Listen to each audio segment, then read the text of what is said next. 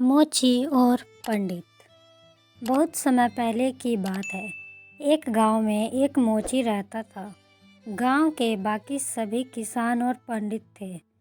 मोची जूते सिलाई करके अपने परिवार का पालन पोषण करता था, मगर गांव वाले उसके साथ बड़ा ही बुरा व्यवहार करते थे।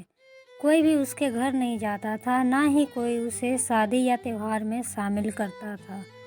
सभी उसे छोटी जाति का मानते थे, सभी उससे दूर रहते थे।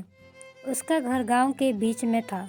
गांव के सभी किसान और पंडित अपने गांव में एक मंदिर बनाने के बारे में सोच रहे थे, जिसके लिए अच्छी जगह की तलाश कर रहे थे। सभी गांव वालों ने मिलकर फैसला किया, मोची का घर जिस जगह पर है वो जगह मंदिर बनाने के लिए अच्छी है। मोची को बुलाया गया और उसे कहा, तुम घर छोड़ दो, वहाँ मंदिर बनेगा।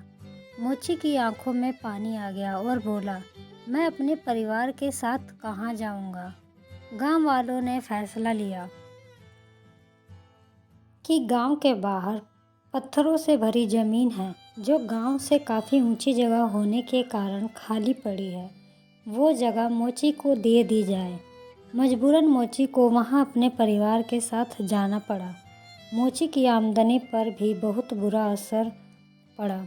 अपने परिवार को पालने के लिए उसे बहुत ही मेहनत करनी पड़ रही थी। फिर भी कई बार उसके परिवार को खाली पेट ही रहना पड़ता। मोची की पत्नी बहुत समझदार थी।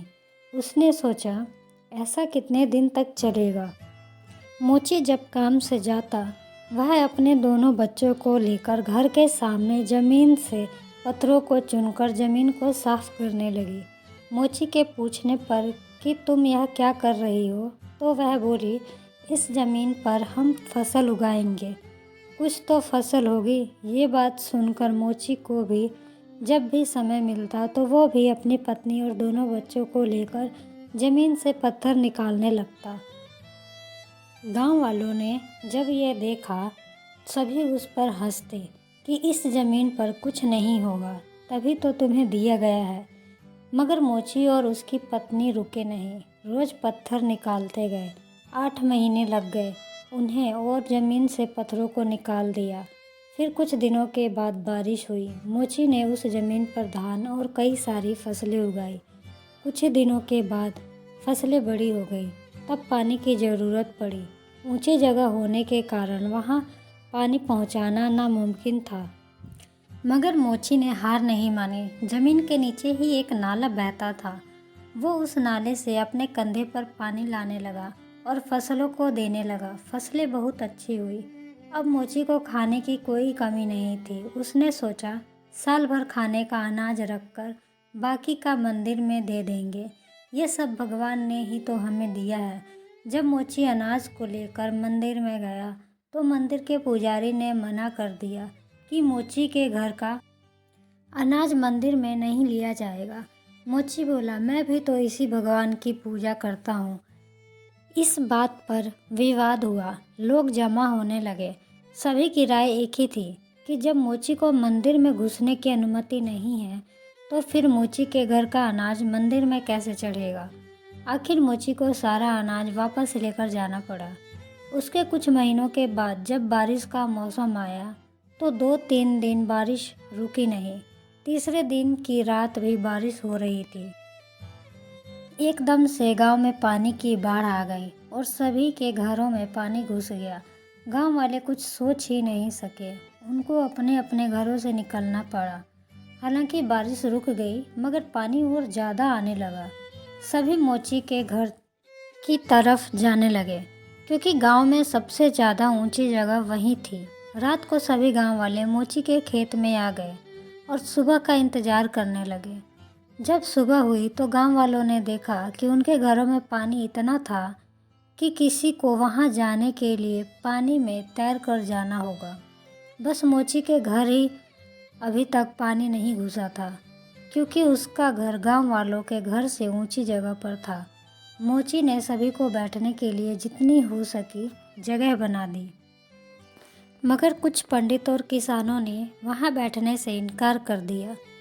तभी कुछ लोग पानी में एक कश्ती में आए और उन्होंने कहा, गांव की सीमा में जो बांध है वह टूट गया है, इसलिए गांव पानी में डूब गया है।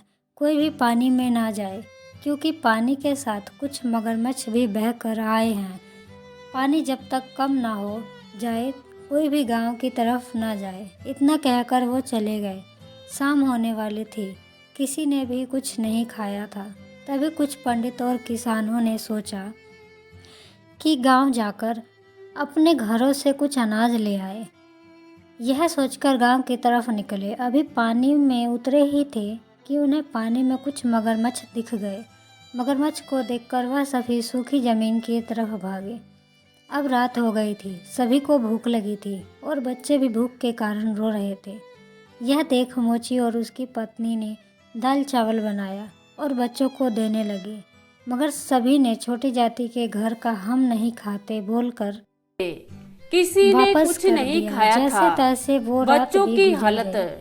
काफी 2 दिन बिगड़ हो गई, चुके थे, किसी मगर ने कुछ किसी नहीं की खाया हिम्मत था। नहीं हो रही बच्चों थी की हालत कि काफी गांव बिगड़ से गई, कुछ मगर खाने किसी का की सामान हिम्मत ले नहीं आए। हो रही थी तभी कि गांव एक से कुछ किसान खाने की का बीवी सामान ले आए। मोची के तभी पास एक गई किसान की बीवी और मोची के बोली, पास आई कल जो और हमारे बोली, लिए कल जो खाना हमारे लिए बनाया खाना बनाया था, उसमें से कुछ कुछ मुझे दे खाना दो। मुझे दे मेरा दो। बेटा 2 दिन से मेरा भूखा बेटा है। 2 मोची ने दिन से खुशी भूखा खुशी है। खाना किसान की मोची पत्नी ने को दे खुशी दिया। खुशी यह खाना गांव के पंडितों ने कहा, अगर यह खाना तेरा बेटा खा लेगा तो उसे सारी जिंदगी मोची बनकर ही रहना पड़ेगा और कोई भी उसके पास नहीं जाएगा।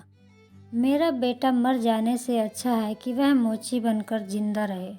आज मैं और मेरा बेटा मोची ही सही, क्योंकि मैं अभी मोची के घर का खाना खाने जा रही हूँ। यह बोलकर अपने बेटे को खाना खिलाने लगी और उसने खाना खा लिया। सभी इंतजार कर रहे थे कि सरकार की तरफ से कोई मदद आएगी, मगर कोई भी मदद नहीं आई। तीसरे दिन की शाम होने वाली थी। मोची आकर पूछता, खाना कौन कौन खाएगा?